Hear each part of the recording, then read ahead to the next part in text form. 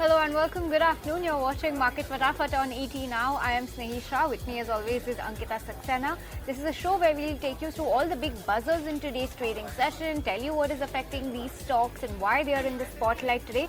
We'll also be bringing on a technical expert to give you a tech check on some of these stocks, and we'll be joined by our researcher and technical expert in just a short while from now. But before we kickstart with all the stocks in today's trade that are worth talking about, let's take a look at what the markets are up to. Slightly off the day's highest point, but not looking all that bad. We're around the 23,300 mark for the Nifty, Ankita. Absolutely, Snehi, not bad at all, because there's a recovery coming in. As far as market is concerned, in fact, strong recovery coming in there. All the sectors have turned green right now. In fact, look at Nifty also. That's up and away 0.5%. Nifty Bank and the financials is what is leading the gains. Trading at the highest point of the day right now. Nifty Bank is up 0.8%, or almost a gains of 450 odd points coming in there. Also, the broader markets, if you look at the broader markets, mid cap and small cap indices, they have also moved up a bit. In fact, they have also seeing a recovery there. In fact, mid cap is up 1%. Small cap is also trading with gains of almost 1%. So broader markets also seeing good recovery. In fact, if you look at the market breadth, it is in favor of advances way more now as far as the declines are concerned. So a big recovery coming in the market. In fact, if you look at the sectors, like I mentioned, all the sectors have now turned positive. They are all in the green. Nifty Realty is leading from the front. That's a top sectoral gainer. In fact, after yesterday, it has been seeing a very good recovery coming in on Nifty Realty, especially Godrej Properties, Lodha. They're all trading with gains of upwards of 4.5%. In fact, Prestige, Brigade, Phoenix, Raymond, DLF, all of them trading with gains of 2.5%. As far as the other sectors are concerned, Nifty IT is also seeing recovery. It has been reeling under selling pressure, but in today's trading session, Nifty IT is seeing recovery, and there's also a note that has come out on Nifty IT. We'll talk about that and the stocks that are buzzing away in trade. But for that, let's get started with the show then. Absolutely. Let's take a look at all the stocks that are buzzing in today's trading session. On the technical sets, welcome Nagaraj Shetti, Technical and Derivative Research Analyst at HDFC Securities. And from our in-house research team, we have Ravinder joining us. Good afternoon to both you gentlemen. Let me kickstart the show, talk about a stock that's doing pretty well for itself in today's trade, and that is Paytm, because Paytm has partnered with the Greater Hyderabad Municipal Corporation to simplify their property tax collection. The fintech firm has deployed over 400 Paytm all-in-one EDC devices, which are card machines, across collection centers and for door-to-door tax payments. These machines allow residents to pay property tax using credit cards, debit cards, as well as QR codes. The devices integrate with the GHMC app, enabling officials to check dues, collect payments instantly, and issue confirmation slips. This eliminates the need for cash, checks, or demand drafts, ensuring quicker and more secure transactions. And Paytm's digital solution aims to streamline the process as well. So looking good for Paytm right now. A big tap coming in with the Hyderabad government body, and on the back of that, the stock is up almost 2%, and almost at the day's highest point is where Paytm is trading as we speak. All right, Paytm trading up almost 2% in trade. But Nagaraj, coming to you, another counter that's doing very well is Brigade Enterprises. In fact, the entire realty pack is seeing a reversal today. It's trading with gains of almost 3%. It has seen, correction in the last 6 months, a good correction of almost 28%. From here, do you see some positive shoots coming in for Brigade Enterprise? Yes, rightly said. Good afternoon, Ankita, because this pack was the one that has not participated in the recent upside rally in the real estate sector. I think the overall chart pattern is indicating some accumulation is going on around 900 to 950 levels or the levels, and the stock is currently in an attempt of upside breakout of the consolidation band around 1,000 rupees levels. So I'm expecting sooner there is a possibility of upside bounce in the stock. And the next overhead resistance to be watched is around 1080 to 1085 levels in the next 1 month. All right, moving on then to the next stock, which is Hindalco, that is in focus today. And Hindalco, we had the analyst meet coming in, and a couple of brokerage notes also that came out on Hindalco. Let's take a look at the key takeaways from the analyst meet first. Hindalco and its subsidiary Novelis, they are investing $10 billion in the growth projects to significantly boost their capacities. Also, Novelis is targeting an adjusted EBITDA of $600 trillion in the long run. Also, the industry demand is expected to remain strong, and Novelis is adding around 800 KT capacity globally, and following the ramp up, India's EBITDA is also expected to increase. Now let's look at what the brokerages also had to say. Motilal Oswal is maintaining a buy call, and they're maintaining a target price of 770 rupees. Antique is also maintaining a buy with a target price of 750 rupees on the counter. They feel that Hindalco's management has outlined their plans for doubling down on India's business upstream capacity and quadrupling the downstream capacity by 2030. A big positive for Hindalco. It has given up those morning gains. It is currently trading with cuts of 0.9%. Okay, so Hindalco not looking good right now, almost a 1% cut coming in. But Rabinder, coming to you on the flip side, you've taken the biggest Nifty gainer today and a high flyer in today's trade. Tata Consumer is the stock that I'm talking about, trading with gains of more than 7% in today's trade. It's on the back of a very bullish brokerage note. Tell us what it is. Tata Consumer is in focus in today's trading session, where Goldman Sachs has come out with a note on Tata Consumer, and they have upgraded the stock to buy and hiked target price to rupees 1200 from 1040. They expect the strong earning growth of the Tata Consumer between FY25 to 27, and they say that the T margins of the company is likely to improve on back of price hike, and the growth is driven by new product innovation and wider distribution. They say that the competition remains challenging for Tata Consumer, but the worst may be over. And of the 30 analysts that have coverage on Tata Consumer, 25 analysts have a buy rating, 4 have a hold rating, and one have a sell rating. So back of this note, stock is up over 7%. Oh. Alright, moving on from Tata Consumers to TVS Motors.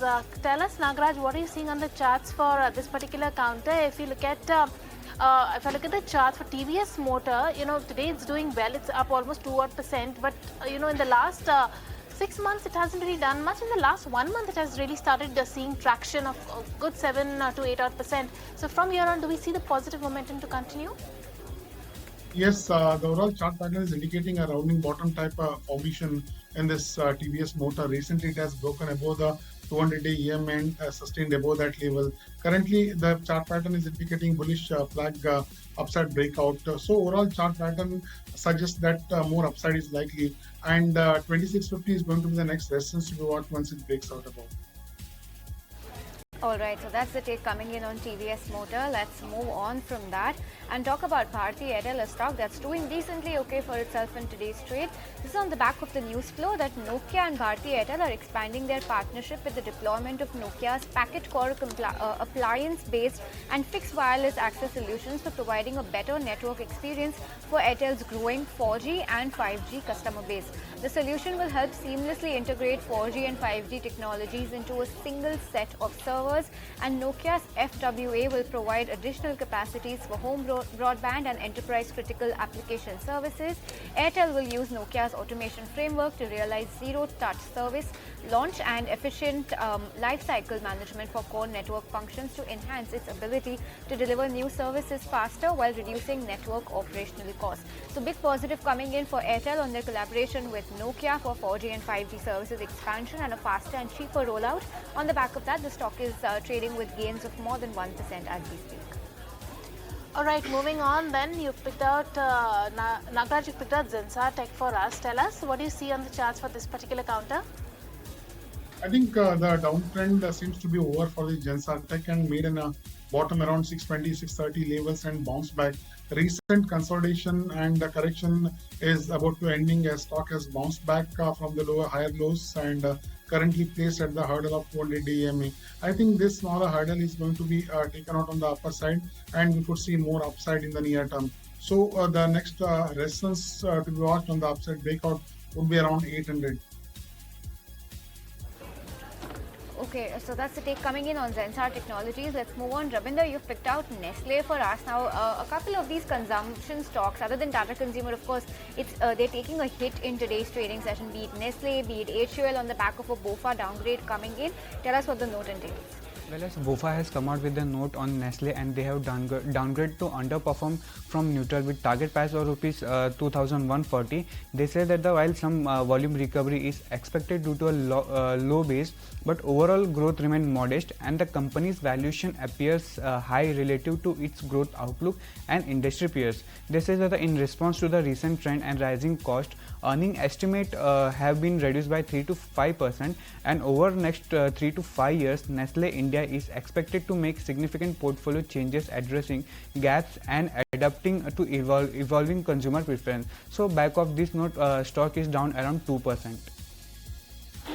All right, that's Nestle India down 2% on the back of a downgrade coming in from BofA. But another stock that wasn't doing very well today is BEL. That was down almost 5% in the morning trade.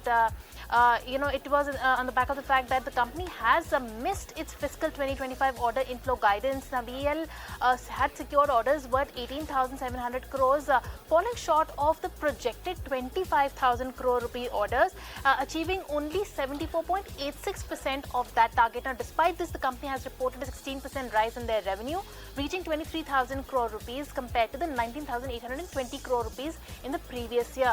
But on the back of that, the order inflow that did not match up to the street expectations, BEL is declining away in trade with cuts of 3.5% right now. Very heavy pressure coming in on BEL, and that stock is down in today's trading session on the back of that missed production target. But let's talk about a stock that's holding up decently. Rather flat is Glenmark Pharma in today's trade on the back of the new announcement and the launch coming in of vancomycin hydrochloride injection, USP 750 milligram per vial, 1.25 gram per vial, as well as 1.5 grams per vial. This is a single dose vial, and this injection is administered intravenously for the therapy of systemic infections. And IQVIA data shows that this injection's single dose vials earned up to $39.3 million in annual sales for 12 months ending January 2025. So good sales potential coming in for this drug, and they have launched it in the generic market now, and 0.7% higher is where Glenmark Pharma is slightly off the day's highest point, but nonetheless holding up pretty smartly in today's trading session on the back of this new injection launch coming in. All right, coming to you then, Nagaraj, you've picked out AB Capital for us. Tell us, what are you seeing on the charts for this particular counter? Because if I look at the charts, it has been in a corrective phase in the last 6 months, but last 1 month it has really picked up steam. In fact, it is trading with gains of almost 23% in the last 1 month. Do you see this positive momentum to continue? Yes, rightly, the stock price has reversed significantly from the lower levels, currently placed at the edge of upside breakout of the rounding bottom, as well as 200-day EMA somewhere around 188, 190 levels. The chart pattern is indicating the uptrend continuation, and the next overhead resistance will be watched around 203 to 205 in the next few weeks. Okay, so that's the take coming in on AB Capital. Also a bullish note coming in on this stock as well. So stock is looking up good, at least in today's trading session. But Ankita, IT sector is in focus as well. Absolutely, Snehi. IT sector is also in focus today. JP Morgan has come out with a note on IT sector. They have downgraded HCL Tech and from an overweight to neutral, and they've also downgraded that on the back of weak quarter four earnings, soft deal wins, and macro uncertainties. However, they have upgraded Tech M from an underweight to a neutral stance, and you can see that move coming in on Tech M. That was trading. That was actually leading the IT pack in today's trading session after that positive upgrade coming in. But what the note says is also that all eyes are going to be on the FY26 guidance as another modest year beckons. That quarter four will see uncertain macro impact, and quarter four will display softer seasonality from a combination of weaker macros and some AI deflation. Also, they expect FY26 to show no growth acceleration as a base case. They've also revised targets for a few other IT companies like TCS. They're maintaining a neutral stance and they've cut the target price to 3,900. For HCL Tech, they've downgraded that to neutral and cut the target price to 1,700 rupees. And for Infosys, they're maintaining an overweight and reduce the target price to 1,900 rupees. So that's the word coming in on the IT sector. Okay, IT sector also looking good, and various Nifty 50 constituents also doing well, and lending overall support to the Nifty today as well. But Ravinder, coming to you, Tata Motors is a stock that you've picked out in today's trading session. I believe it's on the back of auto sales numbers. Tell us what the data is. Well, Tata Motors is in focus on back of monthly auto sales number, where company has registered a sales of 2,52,642 units in Q4 FY25, and the company's total passenger vehicle sales company registered a total passenger vehicle sales of 1,46,999 units, which is down 6% year-on-year basis, and total CV sales was at 1,05,000, which was down by 3% year-on-year basis. And the company's domestic sales and medium and heavy ICV in March 2025 was 20,474 units was as compared to 19,976 units in March 2024, and in Q4 FY25 it was 51,551 units compared to 50,643 units in Q4 FY24. And the domestic and international sales for MH and ICV in March 2025 was at 21,226 units as compared to 20,551 units in March 2024. While in Q4 FY25 it stood at 53,995 units as compared to 52,186 units in Q4 FY24. All right, that's the word coming in as far as Tata Motors sales numbers are concerned for the month of March. But moving on, Nagaraj, coming to you, picked out PNB for us, Punjab National Bank. Tell us, from the last 1 month, it has started giving good returns. Now, do you know, even fundamentally, there is a lot of valuation comfort as far as the financials are concerned. They have been underperforming, especially the PSU names. As far as PNB is concerned, that's what you've picked out for us. Where do you see this stock headed now? First of all, PSU banking sector is in a verge of upside breakout of the important resistance. It has formed an important bottom reversal as well, and this PNB stock as well. We have seen some decent upside moment. After that, it has shifted into a consolidation. Currently placed at the strong resistance of around 97, 97.50, the downsloping trend line. Once it breaks above 97, 98 levels, the next overhead resistance to be watched for this stock price is around 107, 108 in the near term. I'm expecting upside breakout in the near term. Okay, those are the next levels to watch out for on PNB. Let's talk about another stock that's trading rather flat with a slightly negative bias coming in, slight negative bias on the back of a brokerage note, and that's HUL in today's trade. A similar note had come out on Nestle, which Ravinder talked about earlier, and BofA Securities has come out with a note on HUL today as well, wherein they've downgraded the stock to a neutral and also cut the target price to 23.30 from the earlier 25.40. They expect trends for HUL to pick up from the recent close. The growth and margin recovery seems to be far slower than what they had imagined earlier. They also believe that FY26 and 27 forecasts are likely to be reset lower. On the back of this, they've cut the Q4 FY25 earnings by 2% and FY26 earnings by 4%, FY27 by 5%, given the macro and inflationary volatility that the stock is seeing right now. Valuation is pegged at 15% discount to the stock's last 5 years average, reflecting a softer outlook going ahead.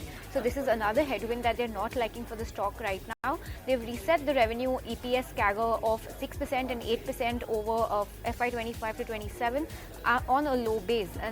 But however, they still like the long-term India consumption story, though they highlight that the aggregate growth of large companies is currently close to 2-decade lows. So this is something that they're not liking for overall FMCG, the big names in the FMCG pack like Nestle and HUL, but particularly for HUL, they believe that all of these are the headwinds that could affect the stock going ahead at least for the next 2 years. And on the back of that, the stock is trading with a slight cut of 0.2%. Of downgrade by BofA, but coming to you, Ravinder, you picked out a banking name, CSB Bank. Tell us what's the news flow here? HDFC Bank is in focus, where company has announced its quarterly business update, and the company's bank's total deposit saw a uptick of 24% year-on-year basis, and of which CASA saw a 10% uptick on year-on-year basis. And if we talk about term deposit, then term deposit also saw good growth of almost 29% year-on-year basis, and the company's gross advance saw at almost 30% year-on-year basis uptick. So back of this strong business update, stock is up almost 7%. All right, moving on to the next counter, and let's Star Health, because Nuvama has come out with a note on the company, and they've upgraded the stock to buy from a hold, but they've cut the target price to 440 rupees from an earlier 490 rupees. Now, given a sharp 58% fall in the stock price over the last 8 months, they have upgraded the stock to buy because they see more headroom for growth now. They estimate the corrective actions in the form of retail portfolio repricing and selective group business underwriting that shall result in reduced loss ratio. Now, also they anticipate sustained momentum in the retail new business growth and enhanced OPEX efficiency to drive the COR improvements. Also, stricter enforcement in the EOM norms may lead to reduced competitive intensity for the company, and they've also reduced the target PE to 20.5x FY27 estimates. And on the back of that, you can see a bit of a right now the stock has turned absolutely flat right now, nonetheless trading in the red. Okay, so that's Star Health, absolutely flat as we speak in today's trading session. But on that note, that was the last stock that we could manage on this edition of Market Fatafat, all the big stocks to talk about. Rabinder as well as Nagaraj, thank you so much for joining us. But once again, time now to revisit an earlier voice that we heard on the channel today. Krishna Memani, the CIO at Lafayette College, says that the uncertainty will loom for extended period post the announcements. He also says that this uncertainty will have an impact on US growth prospects. Let's go across and listen. Well, so the uncertainty with respect to the tariff situation has been with us for quite some time, and it's probably going to be with us for an extended period of time. I don't think on April 2nd, all of a sudden we'll learn something that'll change the dynamics in a meaningful way. Having said that, I think there are two aspects to tariffs. One is the uncertainty that it creates in the US economy. And if you look at any of the survey data, it clearly tells you that the level of uncertainty is probably the highest that it has been in almost 10, 15 years, with the exception of the COVID episode. And the other interesting thing is, to some extent, it is self-inflicted. That is, it is because of the policy choices that the administration is delivering on. So the uncertainty is real. Uncertainty will have an impact on US growth prospects, and therefore it'll have an impact on US profitability and US equities in a meaningful way. All right, moving on then, as the world braces for a seismic shift in the trade policy as the Trump administration prepares to roll out its reciprocal tariffs, what will be the repercussions of it on India? Well, we caught up with Jahangir Aziz, who's the MD and Head Emerging Markets Economic Research, JP Morgan, to decode the same. Let's go across and listen in to his take. We're looking at, various variations of this. So one of them obviously is that it just matches the reciprocal tariffs. In which case the countries that will be most affected are countries like India and Brazil, who have very large tariffs differential with the US. But I think at the same time, there is a sense that the reciprocal tariffs will not just be about tariffs differential, but it will also include what the US administration calls non-tariff barriers.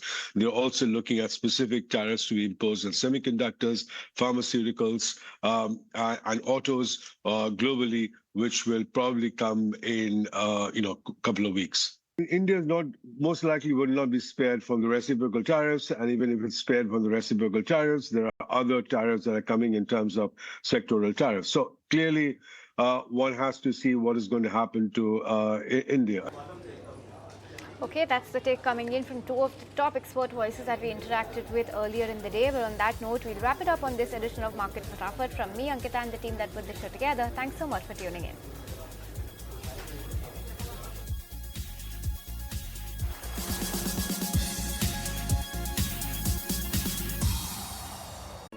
If you like this video, then like, share and subscribe to ET Now.